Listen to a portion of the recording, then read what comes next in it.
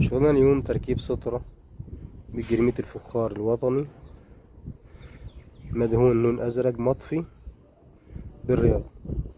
طبعا بروز السترة 60 سنتي مع ارتفاع 3 حبات.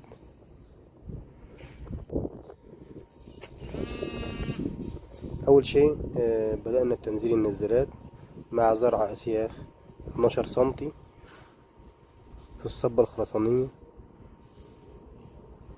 وبدأنا بتنزيل التيوبات 30-30.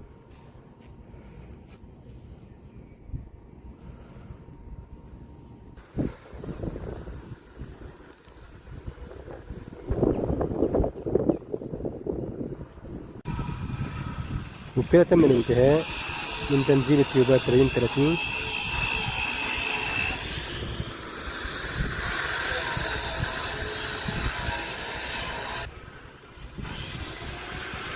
والآن بيتم فرش التيوبات 30-30 للجرميل.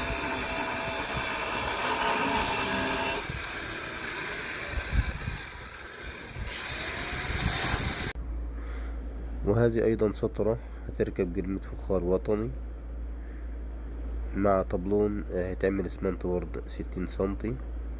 طبعا السترة اللي فوق معمولة خرسانة، واحنا عملنا نفسها بالحديد علشان يتسوى اسمنت بورد تبقى نفس السترة اللي فوق. اول شيء طبعا سوينا حطينا تيوب جنب الجدار ولحمناه بسياخ في السياخ المتزرعة في السقف الخرسانة. وبعدين عملنا البروز امامي 60 سنتي ومراية امامية 20 سنتي، وبدأنا بتنزيل النزالات تيوبات 30-30 وفرش التيوبات 30-30 للجرميد. طبعا هذا بيبقى حل افضل لو هتسوي سترة 60 بروز 60 سنتي من غير ما يكون عندك خرسانة.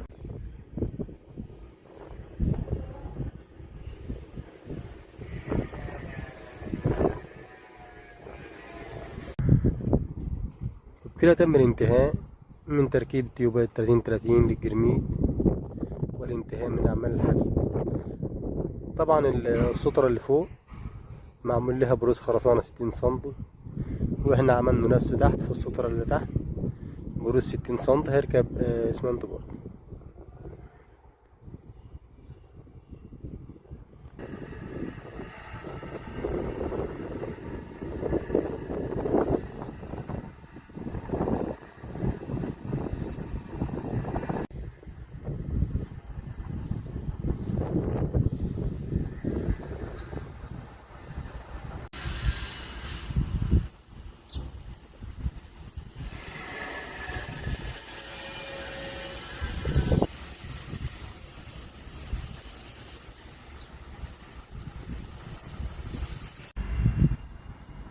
والآن بيتم تركيب الجرميد، جرميد فخار وطني مدهون بالرياض.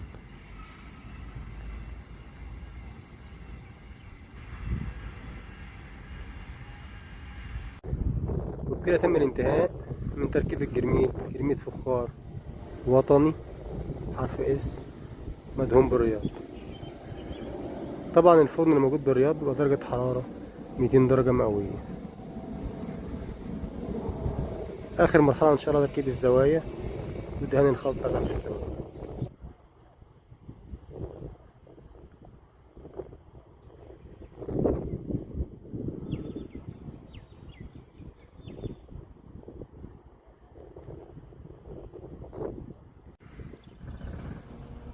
وبكده تم الانتهاء من تركيب الزوايا ودهان الخلطة تحت الزوايا وتغسيل العمل.